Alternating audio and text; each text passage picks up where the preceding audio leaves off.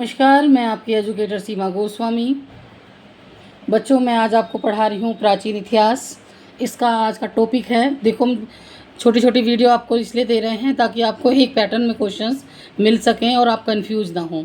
ठीक है, इससे पहले 2 वीडियो जा चुकी हैं, आप देख सकते हैं। और आज का जो टॉपिक है वैदिक देखो बच्चों, ये क्वेश्चन नंबर, वैदिक काल में ब्राह्मण विशेषाधिकार से युक्त थे। अब क्वेश्चन ये आ सकता है, किस काल में जो ब्राह्मण थे उनको विशेषाधिकार मिला हुआ था। मैं ऐसे पढ़ा रही हूँ, युक्त थे। हम बच्चे कंफ्यूज हो जाते हैं, युक्त क्या था। तो ये थोड़ी सी ट्रिकी लैंग्वेज होती है। अगर हम इतना भी टफ एग्जामिनर नहीं करेगा लैंग्वेज को, तो फिर तो हर बच्चा फिर पढ़ेगा ही नहीं ना, सीधा सीधा एक कहानी पढ़ेगा और सारे क्वेश्चन का। तो आपको ट्रिकी जो हिंदी आती है वो थोड़ा सा चेंज आती है एग्ज़ाम में। तो जो वैदिक काल था उसमें ब्राह्मणों को विशेषाधिकार मिला हुआ था। उन्हें अदाई दान देने वाला, सोमपाई सोम का सेवन करने वाला और स्वेच्छा से भ्रमण करने वाला बताया गया। किसको बताया गया है? ब्राह्मण को बताया गया है। क्या बताया गया है? ये दान देने वाला, सोमपाई सोम का सेवन करने वाला और स्वेच्छा से भ्रमण करने वाला कहा गया है। अब ऐसे क्यों कहा गया कि इनको दान दो? और ये जो आज हम ये जातिवाद में जो बढ़ गए हैं, या जो कुछ टाइम के लिए एक शोषण शुरू हुआ, कुछ जाति विवाद हुए, उसका एक कारण था कि जो ब्राह्मण को बहुत ज़्यादा विशेषाधिकार मिले, शायद इसलिए कुछ लोग थोड़ा चेंज हुए, उनमें विद्रोह की भावना उत्पन्न हुई। बल्कि जहाँ तक मैं एज ए टीचर समझ सकती हूँ, उसको हम ऐसे परिवर्तित कर सकते थे उस समय पर भी कि उनको एजुकेट किया जाए, हर वर्ग को पढ़ाया जाए। देखो, शिक्षा एक ऐसा माध्यम है, जब कुरीतियाँ बढ़ती हैं तो शिक्षित व्यक्ति उन कुरीतियों को दूर कर सकता है। तो जैसे ब्राह्मणवाद बढ़ रहा था, तो और वर्ग को शिक्षा लेने का अधिकार होना चाहिए था। इससे होता क्या कि जो ये खाई इतनी गहरी हो गई कि ये ब्राह्मण है, ये हमारे देश में तो खासकर जातिवाद बहुत ज़्यादा बढ़ता जा रहा है, तो वो चीज़ें शायद ना हो पाती। उनको सोम का सेवन करने वाला और कहीं भी अपनी मर्ज़ी से भ्रमण करने वाला, इनको पूरी फ्रीडम थी कि ये कहीं भी जा सकते हैं। देखो, क्वेश्चन को आप इग्नोर करो। अब ये देखो कि मैं आपको पढ़ा क्या रही हूँ और समझा क्या रही हूँ, क्योंकि मैं आपको थ्योरी पढ़ा रही हूँ। उससे पहले मैंने आपको MCQ पढ़ा चुकी हूँ और वो आपको वीडियो मेरे चैनल पर मिल जाएंगी। अब देखो, वैदिक काल में वैश्य के लिए प्रयुक्त शब्द था अनस्य। क्या था? अनस्य। शायद आपने नहीं पढ़ा होगा, लेकिन अगर NCERT तुम 3-4 बार पढ़ लोगे तो आपको ये शब्द वहाँ पर मिलेंगे बच्चों। पर होता क्या है कि हम NCERT को ध्यान से पढ़ते ही नहीं हैं, मोटा मोटी पढ़ लिया और उसी पे अपनी मर्ज़ी से क्वेश्चन का आंसर लगा दिया या एग्ज़ाम में लिख दिया। अब यहाँ जब आप MCQ अपने किसी एग्ज़ाम के लिए तैयारी करते हो, तो बच्चों यहाँ पर आकर फंसते हो। NCERT का मतलब ही ये है कि उसका एक एक वर्ड, एक एक लाइन को बड़े ध्यान से पढ़ो, और जहाँ भी कुछ तुम्हें ऐसा लगे कि इसको क्या कहा गया था, ये क्या था, उसको वहीं पर अंडरलाइन कर ले। ठीक है? क्या बोला गया इनको? अनस्य। वैश्यों को, जो अब वैश्य कहलाते हैं, इनको अनस्य कहा गया। बलिकृत, जिसका अर्थ था दूसरों को कर देने वाला। वैदिक काल में वैश्य को क्या बोला गया था बच्चों? अनस्य बोला गया था। बलिकृत बोला गया था, यानी कि दूसरों को ये कर देने वाला कहा गया था। नेक्स्ट है बच्चों, अब आप ये 2 पॉइंट पर ध्यान देना, ठीक है? और जिसका अर्थ था ये कर देते थे। क्या देते थे? कर देते थे। नेक्स्ट है आपको, अब ये जो बहुत सारे आपको क्वेश्चन मिलेंगे ना, ये सेम पैटर्न के क्वेश्चंस हैं।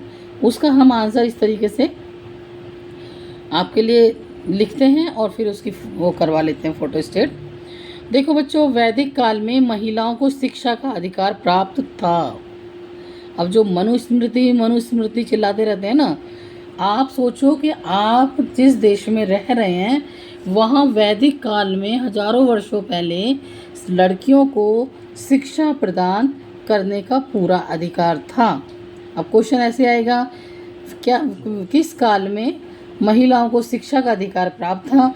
तो वो 4-5 काल दे देंगे और आपको उसमें से एग्जैक्ट आंसर निकालना होगा। वो था वैदिक काल। शिक्षा का अधिकार वैदिक काल में था।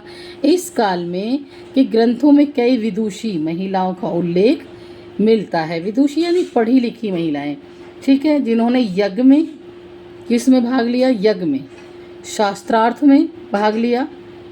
शास्त्रार्थ कहते हैं किसी के साथ कंपटीशन करना, वाद विवाद करना, ठीक है, भाग लिया था। जैसे लोपामुद्रा, घोषा, अपाला, मैत्रेयी और गार्गी। ये कुछ ऐसे नाम है। अब हजारों महिलाओं के नाम नहीं लिखे जा सकते थे, लेकिन कुछ बहुत ही ब्रिलियंट होंगी ये, जो शास्त्रार्थ में बड़े बड़े विद्वानों से चर्चा करती होंगी या उनसे कंपटीशन होते होंगे, यज्ञ में यज्ञ करवाती होंगी। तो कुछ महिलाओं के नाम इसमें हैं। ये हम वैदिक काल की बात कर रहे हैं बच्चों, ना हम मध्यकाल की बात कर रहे हैं, ना हम मॉडर्न हिस्ट्री की बात कर रहे हैं, हम कर रहे हैं प्राचीन इतिहास की बात, ठीक है। तो आपको याद रखना होगा, क्वेश्चन ये आएगा कि लोपामुद्रा मतलब वैदिक काल में शास्त्रार्थ में किन महिलाओं ने भाग लिया या किस महिला ने भाग लिया। तो लोपामुद्रा, घोषा, अपाला, मैत्रेयी और गार्गी। नेक्स्ट है बच्चों चारवाक। जो चारवाक थे वो भौतिकवादी दर्शन का प्रेरणा होने के कारण पुनर्जन्म में विश्वास नहीं करता था। जो चारवाक थे वो पुनर्जन्म, ये क्या थे, दर्शन का प्रेरणा, दर्शन के वो थे ये, तो इन्होंने पुनर्जन्म में विश्वास नहीं किया है।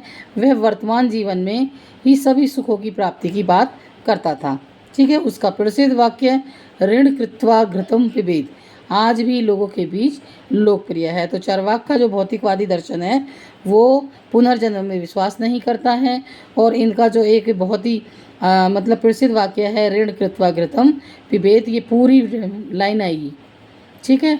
तो आपको याद रखना होगा, ये चारवाक की लिखी है, आज भी लोगों के बीच लोकप्रिय है। तो बच्चों आज मैंने आपको पढ़ाया वैदिक काल और चारवाक के बारे में, जो भौतिकवादी दर्शन का प्रणेता है। पूछा जा सकता है भौतिकवादी दर्शन का प्रणेता या रचयिता कौन है, तो वो चारवाक है। उसने किस में अपनी आस्था दिखाई है, तो उसने आज खाना, आज के सुखों में, आज ही कमाना, आज ही खाना, आज ही खुश रहना में एक तरीके से उसने अपनी आस्था दिखाई है। उसने पुनर्जन्म में आस्था नहीं दिखाई है, वो पुनर्जन्म का विरोधी रहा है।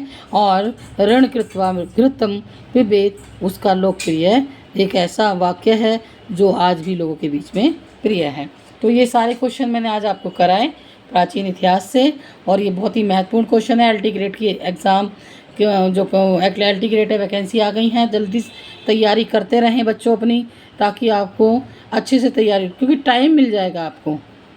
जब 3-4 महीने हम लगातार पढ़ते रहते हैं ना बच्चों, तो हमारे लिए कोई भी एग्ज़ाम क्रैक करना बहुत आसान हो जाता है।